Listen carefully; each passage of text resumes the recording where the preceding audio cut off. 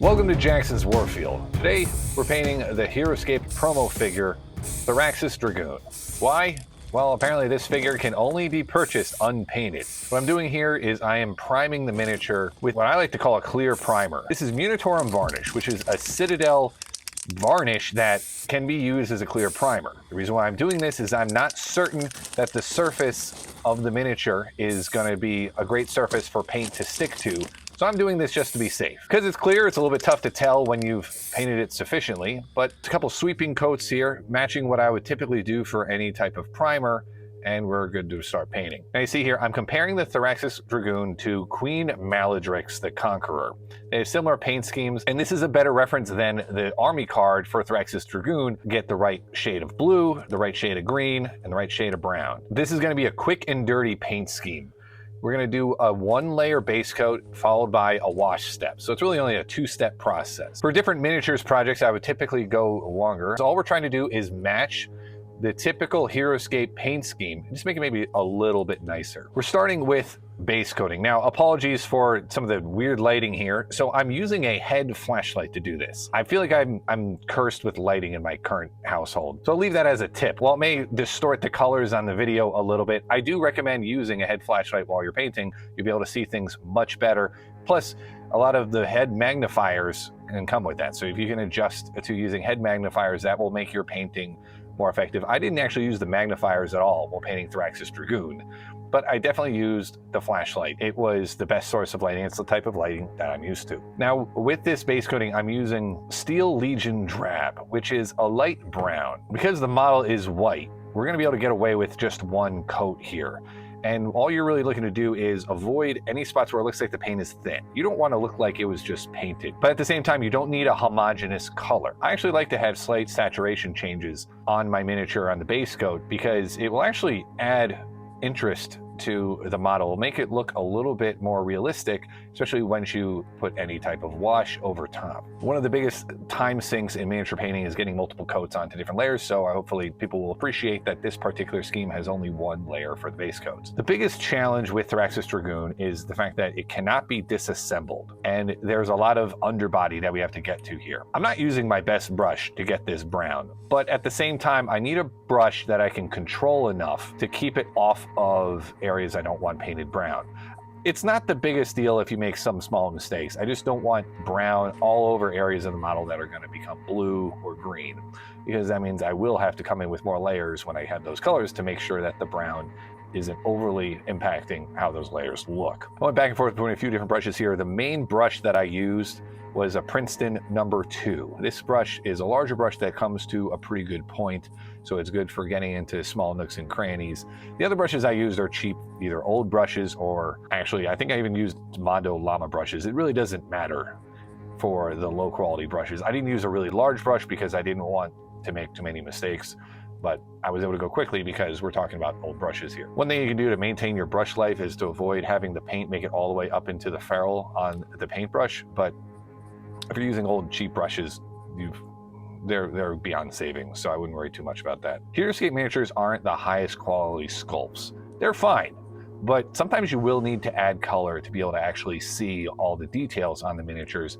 For example, one detail that I had trouble with on the Thyraxis Dragoon was the shoulders for each of the legs. I wasn't sure where the blue armor ended and the brown leg began. But as I started to add color to it, it started to make sense, and especially at those edges between the colors, I was able to make adjustments later. I'm not too worried about the edges though, because we're gonna come in with a wash step later. A lot of those errors are gonna become hidden and just part of shadows. Of note, I thought Steel Legion Drab was a good brown for the miniatures, and if you actually look at Queen Maladrix, the base for HeroScape miniatures for the new Age of Annihilation miniatures is actually a different shade of brown.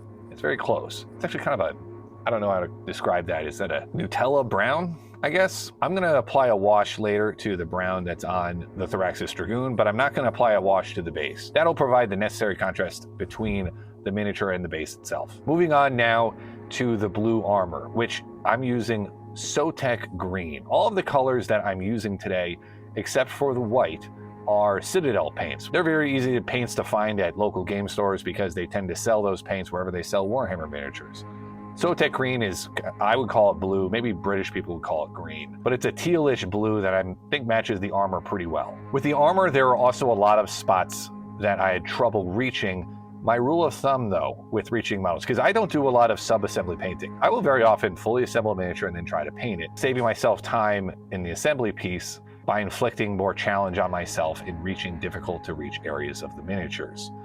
My rule here is if I can see it, as in if I can see any white spots on the miniature, I can paint it. The challenge is sometimes you can't see it and paint it at the same time. So if you're looking at a miniature and you see from one angle, you see some white, and then you try to reach it with your brush, you might not be able to reach it unless you put your brush where your eye was coming from, which sometimes means you have to position your brush and then try to look at it from another angle. It's a technique that takes a little bit of practice, but for a miniature like this where you can't disassemble it, it's good to know that, again, if you can see it, you can reach it.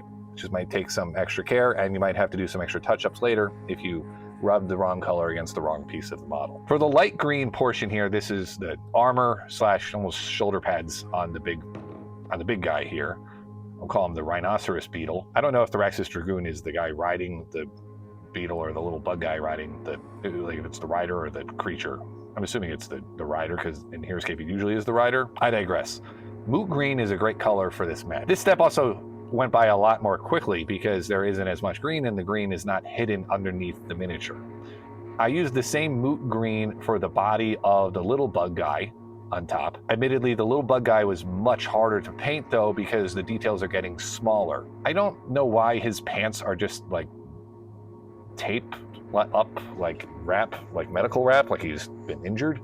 Maybe that's why he has to ride the guy. I don't know. For the little bug guy's armor, I'm using Troll Slayer Orange. If I weren't doing a simple strategy and I weren't trying to match the HeroScape paint job, I might have chosen a different color because Moot Green and Troll Slayer Orange are both very bright.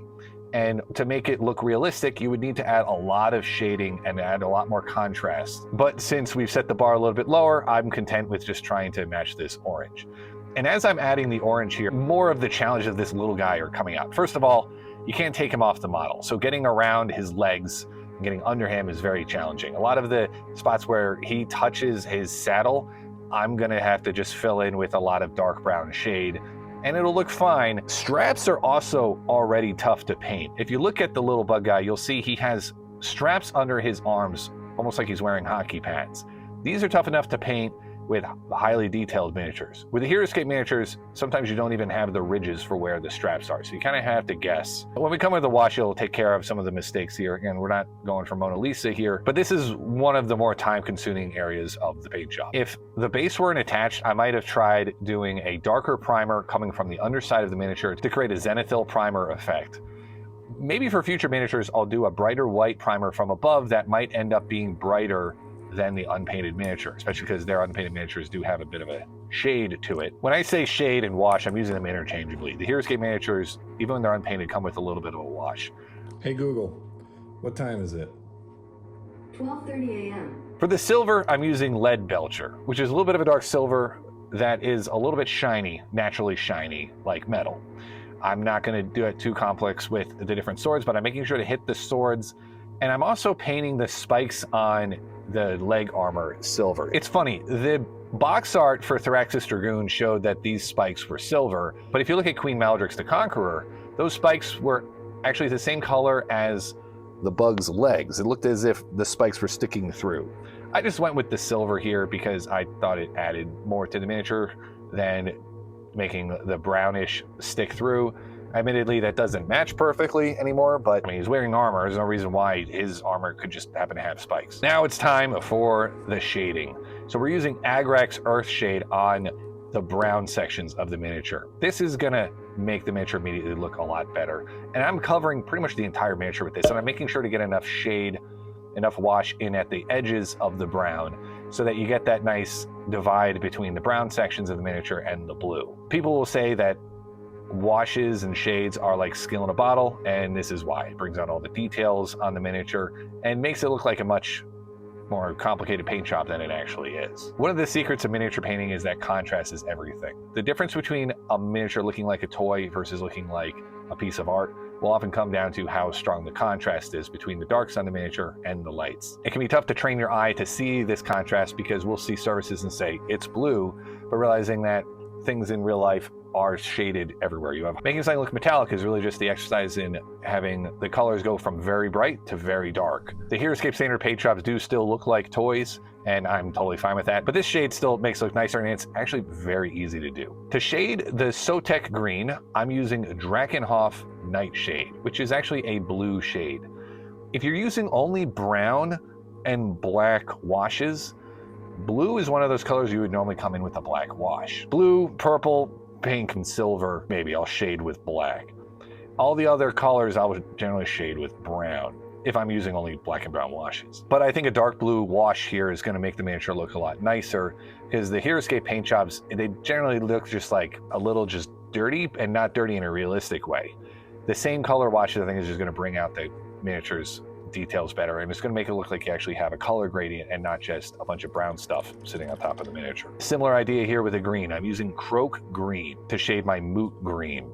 This Croak Green has a little bit of a bluish to it, but definitely looks, in my opinion, better than if we just went with the brown wash like you had on Queen Maladrix the Conqueror. I was experimenting a little bit with the little bug guy. First I went with Cassandora Yellow shade, which yellow, the idea is it's kind of a bridge between the orange and green, but it wasn't dark enough and didn't really provide much of a shadow effect here. So I came back in and I applied different shade colors. First I tried Seraphim Sepia, which is a warm brown wash. That really wasn't dark enough. So then I also came in with Agrex Earthshade at the end and really got some shading, especially on the spots where you're getting underneath the little bug guy. But this is another step. As I started to add the detail, I came back in with the green or the orange or the silver later to clean up some details that were, I realize now, painted the wrong color. Now that I'm done with the shading, and again, I've been trying to keep the shading off of the base because I want the base to be more of a HeroScape typical solid color. I came in and painted the teeth, and I painted the teeth with white. I'm using Pro Acryl Titanium White. I did this to brighten the teeth up because they really just looked like dirty plastic. And then I shaded the teeth back with Seraphim Sepia, which gives a little bit of an interesting color to the shade instead of just a dark brown. I went with that just as a stylistic choice. I thought it looked kind of cool. I would have added saliva to the teeth if I were making a, say, Warhammer style miniature, or making a miniature that wasn't going to go and be stored loosely in a toolbox, which is kind of how I store my HeroScape miniatures. Because the saliva effect, you can do that, and maybe I'll do that in a future video, but it will break off if your miniature is loose. So I thought that would be overdoing it a little bit. The last details I took care of were the eyes. I'm normally not someone who paints the eyes on miniatures, but that applies for when the eyes are like human eyes and they're very small. Both the big beetle guy and the little rider guy have large eyes. For each set of eyes, I first painted with white to make sure that the eye color was brighter, because putting green on top of brown, for example, is going to make it look like a very dark green. So I did a layer of white, and then I just painted the color I wanted. For the big beetle guy, I added green. I left a little bit of white on the edges to make the eyes a little bit more striking for the beetle. And then for the bug guy, his eyes are more of the blue, so I did, in this case I went the other order. I went with a little bit of Drakenhof Nightshade, then a little bit of Sotek Green. I put little white dots to be some kind of reflection there. You know, by this point, it was like well after 1 a.m., so I kind of wrapped it up. But here is our Thyraxis Dragoon. So if you are trying to get your miniature painted, feel free to use the colors that I've used in this video. I got this one done in under 2 hours, which if they offered a painted version, I probably would have bought the painted version, but this is the next best thing, and also it's fun to paint miniatures like this. So if you enjoyed this video, let me know. Let me know if you want to do more painting videos on the channel, and I'll see you in the next video.